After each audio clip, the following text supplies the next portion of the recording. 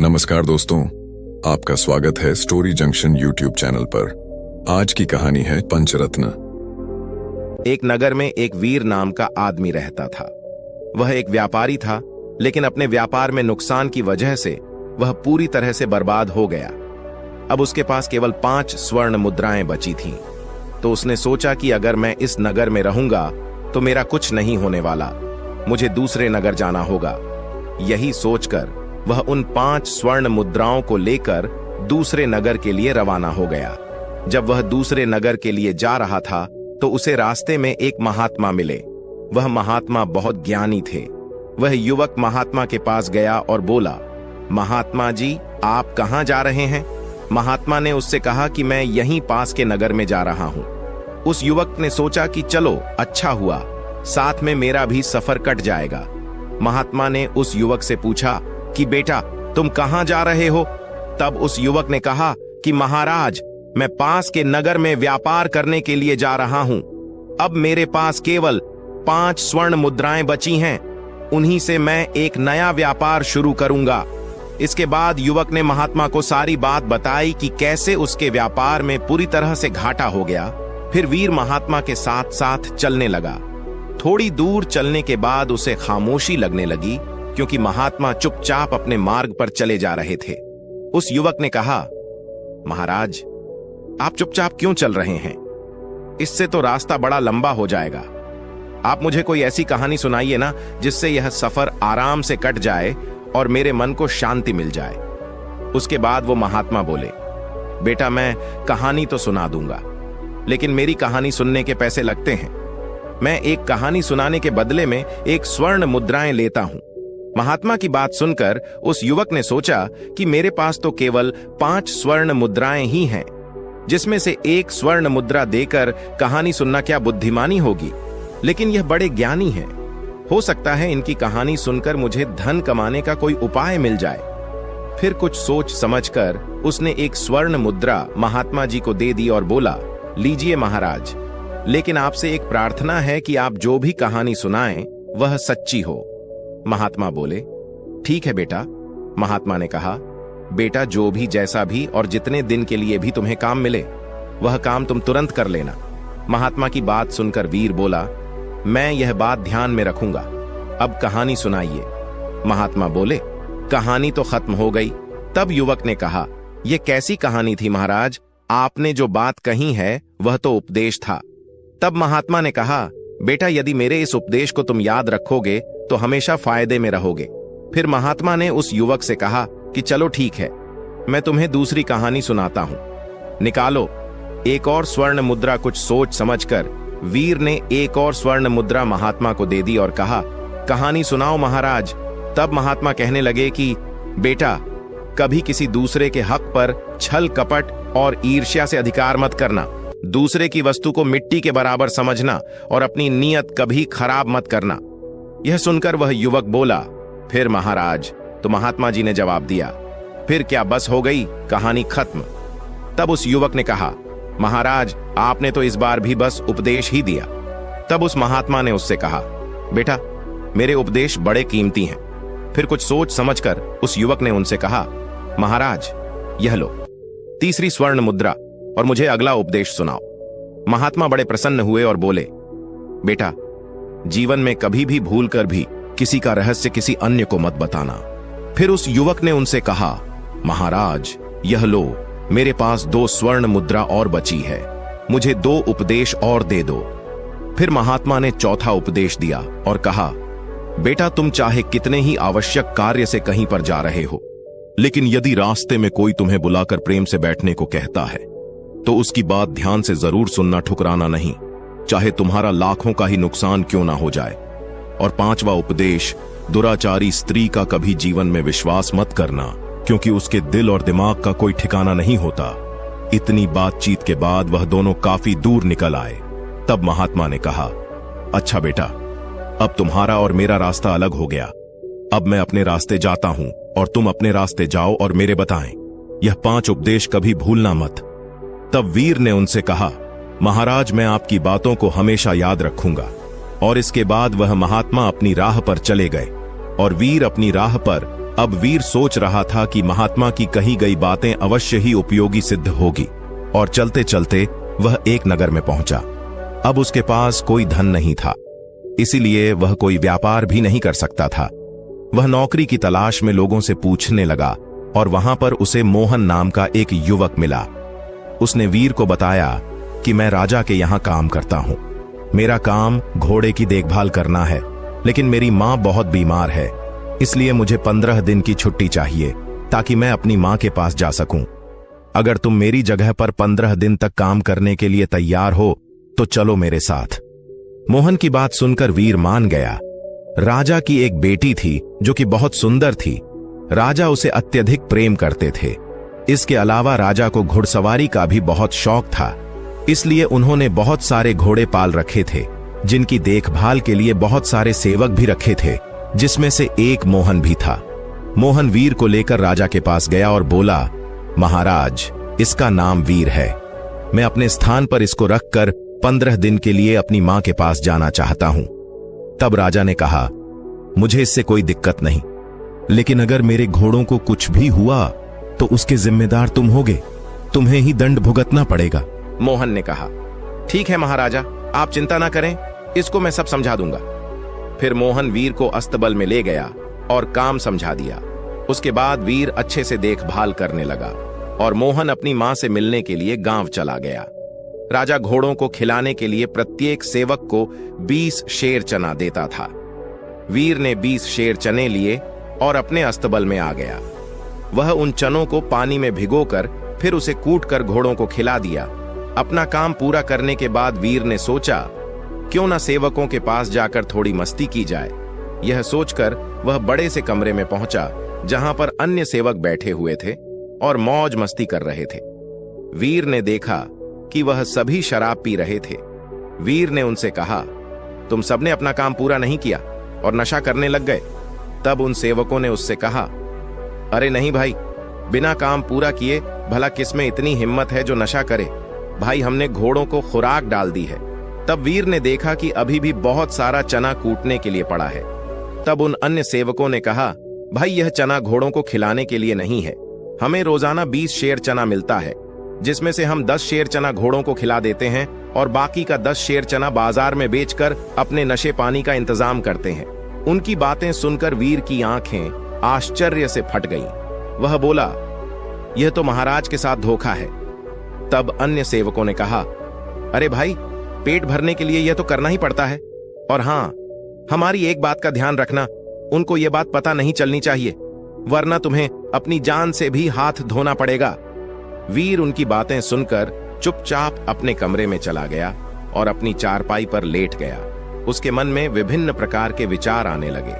वह सोचने लगा कि वह लोग ठीक कह रहे हैं। कल से मैं भी इसी तरह से बेईमानी से काम करूंगा और ढेर सारे रुपए बचा लूंगा, फिर अपना कोई व्यवसाय शुरू कर लूंगा। लेकिन तभी उन महात्मा के द्वारा कही गई दूसरी बात उसके कानों में गूंजने लगी, बेटा, किसी दूसरे के ऊपर छल कपट से अपना अधिकार मत करना। दूसरे की वस्तु को मिट्टी के बराबर ही समझना। उसके ऊपर अपनी नीयत कभी खराब मत करना। यह सोचकर वह बोला, नहीं नहीं, मैं ऐसा नहीं करूंगा। अगले दिन से वीर अपना काम पूरी ईमानदारी से करने लगा।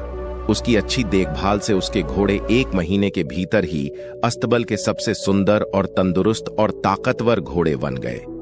एक दिन दरबार में राजा ने अपने मंत्री से कहा, मंत्री जी, बहुत दिन हो गए, मैंने अपने प्रिय घोड़ों को नहीं देखा। आप सेवकों को यह कह दो कि वह सब अपने घोड़ों को लेकर शाही मैदान में आ जाए। मैं कल अपने घोड़ों को देखना चाहता हूं। अगले दिन सुबह वीर सहित सभी सेवक अपने अपने घोड़ों को नहला धुलाकर शाही मैदान में पहुंच गए और महाराज सभी घोड़ों का निरीक्षण करने लगे। महाराज ने देखा कि उनके सभी घोड़े बिल्कुल अस्वस्थ दिख रहे हैं। यह देखकर महाराज को बड़ा ही क्रोध आ रहा था। उन्होंने मंत्री से कहा, मंत्री जी, हमारे सारे घोड़े तो बहुत सुंदर और ताकतवर थे, ये इतने अस्वस्थ और बीमार कैसे हो गए?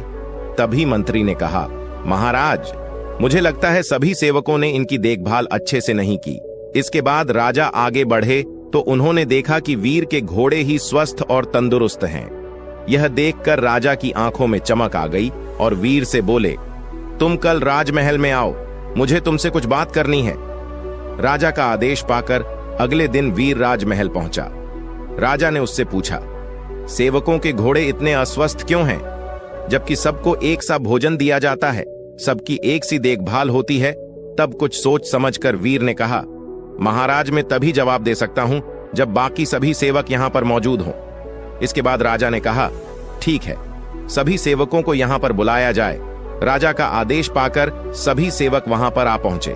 तब राजा ने कहा, अब बताओ। वीर ने कहा, बात यह है महाराज की यह सभी सेवक बड़े बेईमान और धोखेबाज हैं।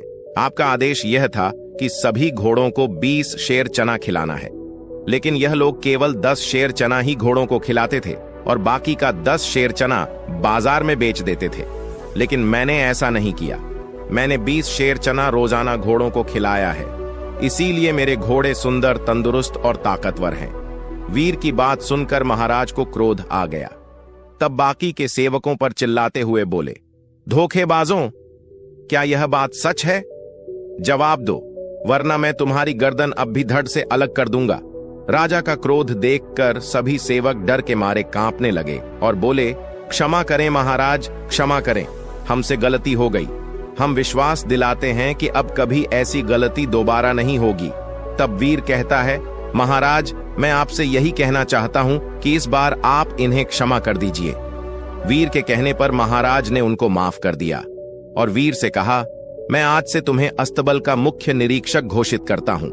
आज से तुम्हारा काम इन सभी की हरकतों पर निगरानी रखने का होगा, जिसकी पगार में तुम्हें 500 स्वर्ण मुद्रा मिलेंगी और साथ ही भोजन और रहने का स्थान भी मिलेगा।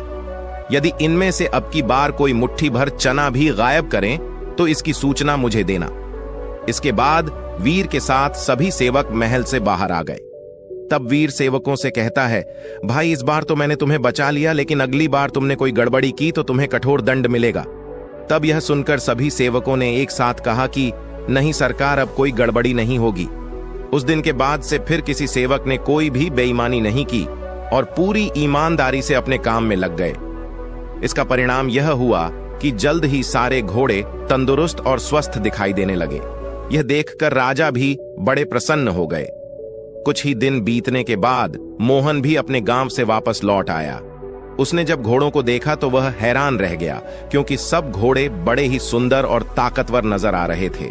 तभी बाकी सेवकों ने मोहन को घेर लिया और सारी कहानी सुनाई कि किस तरह वीर ने बेईमानी पकड़ ली और खुद मुख्य निरीक्षक बन गया। उनकी बात सुनकर मोहन ने कहा, अब मैं वापस आ गया हूं, तुम लोग चिंता मत करो। इसके बाद मोहन अपने कमरे में चला गया। वीर उसको देखकर बड़ा खुश हुआ। इसके बाद दोनों आपस में बात करने लगे।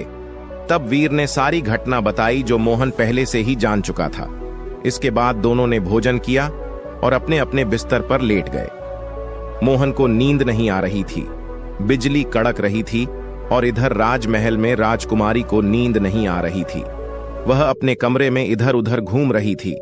फिर उसने अपने कमरे के एक तख्ते को हटाया जिसके नीचे एक गुप्त रास्ता था। वह तुरंत उस गुप्त रास्ते की सीढ़ियों से नीचे उतरने लगी। उधर तेज बिजली कड़कने की आवाज सुनकर वीर की नींद खुल गई। वह कमरे के बाहर खुली हवा में निकल गया। तभी लकड़ी का तख्ता एक तरफ हटा, उसमें से राजकुमारी निकलकर बाहर आई। असल में यह उसी गुप्त रास्ते का दूसरा हिस्सा था जो राजकुमारी के कमरे से लेकर मोहन के कमरे तक खुलता था। इस गुप्त रास्ते से राजकुमारी निकली और देखा तो मोहन कमरे में अकेला सो रहा था। वह मोहन को उठाने लगी। मोहन घबराकर उठ गया और बोला, राजकुमारी तुम इस समय यहां क्यों आई हो? जल्दी वापस लौट जाओ, यहां पर वीर है। फिर मोहन ने देखा कि वीर कमरे में नहीं है। राजकुमारी बोली, कौन वीर? मोहन ने राजकुमारी को वीर के बारे में सब बता दिया। असल बात यह थी कि मोहन और राजकुमारी का प्रेम प्रसंग चल रहा था, जिसके बारे में किसी को कोई सूचना नहीं थी। राजकुमारी ने कहा, तुम चिंता मत करो मोहन, मेरे रहते हुए तुम्हें कोई नीचा नहीं दिखा सकता है। तुम कल सुबह देखना कि मैं उसे कैसे मजा चखाती हूं। इधर जब वीर कमरे में वापस लौटा तो कमरे के भीतर से आवाजें आ रही थीं। आवाजों को सुनकर वह हैरान रह गया और अपने कमरे के बाहर खड़ा होकर सोचने लगा कि इतनी रात में मोहन किस स्त्री से बातें कर रहा है। वीर ने भीतर की तरफ झांका और राजकुमारी को देखकर वह हैरान रह गया और सोचने लगा, है भगवान, यह मैं क्या देख रहा हूं? इतनी रात को राजकुमारी सेवक मोहन के साथ क्या कर रही है? मुझे इसी समय महाराज को यह खबर बता देनी चाहिए। यह मोहन तो महाराज की पगड़ी उछालना चाहता है। तभी उसके कान में महात्मा की कही गई बात गूंजी, बेटा वीर, किसी का रहस्य किसी दूसरे को मत बताना, वरना खुद ही मुसीबत में फंस जाओगे। यही सोचकर वह कमरे के बाहर ही छुपकर राजकुमारी के जाने का इंतजार करने लगा। मोहन ने राजकुमारी से कहा, वह वीर किसी भी समय आ सकता है, तुम वापस महल लौट जाओ। इसके बाद राजकुमारी ने कहा, ठीक है, और वह उसी गुप्त रास्ते से अपने कमरे में लौट गई। इसके बाद मोहन चुपचाप अपने बिस्तर पर लेट गया। वीर ने काफी देर इंतजार करने के बाद देखा कि राजकुमारी कमरे से बाहर नहीं निकली और कमरे से कोई आवाज भी नहीं आ रही, तो उसने खिड़की के भीतर से देखा कि राजकुमारी भीतर नहीं थी। कुछ सोच समझकर उसने दरवाजा खोला और मन में बोला, आश्चर्य है, दरवाजा भी खुला है, ये सब क्या चक्कर है? फिर वह चुपचाप अपनी चारपाई पर लेट गया और सोचने लगा, इस कमरे में कोई गुप्त मार्ग है जहां से राजकुमारी आई और चली गई। फिर उसने कहा, कल सुबह मैं इसका पता लगाऊंगा। दूसरी तरफ राजकुमारी अपने कमरे में पहुंच गई और जोर जोर से चिल्लाने लगी, बचाओ बचाओ, मुझे बचाओ। राजकुमारी की चीख सुनकर राजा दौड़े दौड़े आए और बोले, क्या हुआ बेटी? तो राजकुमारी ने झूठे आंसू बहाते हुए कहा, पिताजी, आपके अस्तबल का मुख्य निरीक्षक अभी अभी मेरे कमरे में आया था। वह मेरी इज्जत लूटना चाहता था, लेकिन जब मैं चीखने लगी तो वह खिड़की कूद कर भाग गया। राजकुमारी की बात सुनकर राजा बहुत क्रोधित हो गया और बोले, उसकी इतनी हिम्मत, उसे कठोर दंड दिया जाएगा। फिर राजकुमारी ने कहा, पिताजी, उसे कठोर दंड से काम नहीं चलेगा, मुझे उसका सर चाहिए, वरना मैं भोजन नहीं करूंगी। राजा ने कहा, बेटी, तुम्हारी इच्छा अवश्य पूरी होगी। इसके बाद महाराज वहां से चले गए। राजकुमारी ने सोचा, मेरी इच्छा तो बड़ी जल्द ही पूरी हो गई, अब मेरे और मोहन के बीच का कांटा समाप्त हो जाएगा। इसके बाद राजकुमारी आराम से अपने कमरे में लेट गई। उधर राजा को नींद नहीं आ रही थी। वह विचार कर रहा था कि मैं कल सुबह वीर को दंड दूंगा, लेकिन फिर उसने सोचा कि जब और लोग मुझसे पूछेंगे कि मैं वीर को दंड क्यों दे रहा हूं, तब मैं क्या जवाब दूंगा? अगर मैं सच कहूंगा तो मेरी बदनामी होगी। लोग मेरे सामने तो कुछ नहीं बोलेंगे, लेकिन मेरे पीठ पीछे मेरा मजाक बनाएंगे कि एक मामूली से आदमी ने राजा की बेटी की इज्जत के साथ खेलने की कोशिश की। यही सोचकर राजा खामोश हो गया। तब उसके मन में एक योजना आई कि मैं गुप्त तरीके से वीर को मरवा देता हूं, किसी को पता भी नहीं चलेगा और मेरा काम भी हो जाएगा। इसके बाद सुबह होने पर राजा नसीम कसाई के पास गया और उससे बोला, नसीम, तुम्हें मेरा एक काम करना है। नसीब ने कहा, आज्ञा करो महाराज। तब महाराज ने कहा, तुम्हें एक व्यक्ति का सिर काटना है। राजा ने कहा कि मैं अभी तुम्हारे पास एक युवक को भेजूंगा, तुम उसका सिर काट देना। इसके बाद मैं तुम्हारे पास एक दूसरे युवक को भेजूंगा, उस युवक को तुम उसका कटा हुआ सिर देकर भेज देना। नसीम ने कहा, ठीक है महाराज।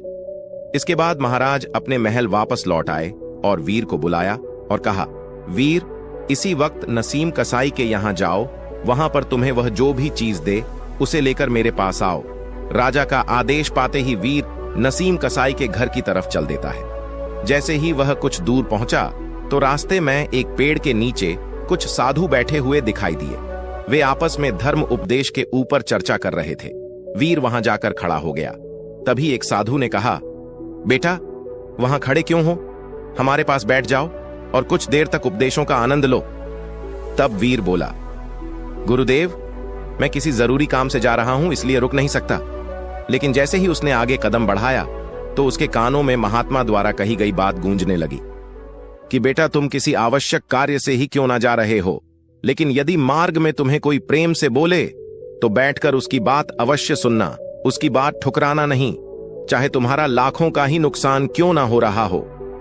यह विचार आते ही वीर साधुओं के बीच बैठ गया और उनके द्वारा दिए जाने वाले उपदेश सुनने लगा। उधर राजा ने मोहन को बुलाया और कहा, मोहन, तुम इसी वक्त नसीम कसाई के जाओ और जो भी चीज वह तुम्हें दे उसे लेकर मेरे पास आओ। इसके बाद मोहन राजा की आज्ञा पाकर तुरंत नसीम कसाई के पास पहुंच गया उधर नसीम कसाई को लगा कि यही वह व्यक्ति है जिसका मुझे सर काटना है। इसके बाद नसीम कसाई उसे चुपचाप अंदर ले गया और उससे कहा कि तुम्हारे पीछे जो बक्सा रखा है उसमें एक पोटली है, उसे निकाल दो। जैसे ही मोहन पीछे पलटा तो नसीम ने अपनी तेज धारदार तलवार से उसकी गर्दन काट दी और उसकी गर्दन को कपड़े में लपेट कर रख दिया और उसके धड़ को कहीं और छुपा दिया। इसके बाद उधर जब उपदेश खत्म हुआ तो वीर कसाई के पास गया और बोला, महाराज ने कुछ सामान लाने के लिए बोला है, वह मुझे दे दो। नसीम ने सोचा कि यही वह दूसरा व्यक्ति है जिसको मुझे वह सर देना है। नसीम कसाई ने वीर को वह कटा सर दे दिया और कहा, इसको ले जाकर महाराज को दे देना। वीर कटे हुए सर को लेकर महाराज के पास पहुंचा। जैसे ही महाराज और राजकुमारी ने वीर को देखा तो वह दंग रह गए। वीर ने कहा, महाराज, आपने मुझे नसीम कसाई के पास भेजा था, लेकिन रास्ते में किसी वजह से मुझे देरी हो गई, इसीलिए मुझे आने में थोड़ा समय लग गया। वीर की बात सुनकर राजा को समझते देर नहीं लगी कि वीर की जगह मोहन कसाई के पास पहले पहुंच गया। इसके बाद राजा ने कहा कि तुम्हारे हाथ में क्या है? तो वीर बोला, खोलकर दिखाता हूं महाराज। जैसे ही वीर ने थैला खोलकर दिखाया तो उसमें मोहन का सर था। यह देखकर राजकुमारी जोर जोर से रोने लगी और कहने लगी, मोहन, तुम मुझे छोड़कर क्यों चले गए? मुझे क्या पता था कि मेरी चाल तुम्हारी ही जान ले लेगी। यह सुनकर राजा ने कहा, बेटी, तुम यह क्या कह रही हो? तब राजकुमारी ने कहा, पिताजी, मुझे माफ कर दीजिए, यह सब मेरे ही कर्मों का नतीजा है। मैं वीर को मरवाना चाहती थी।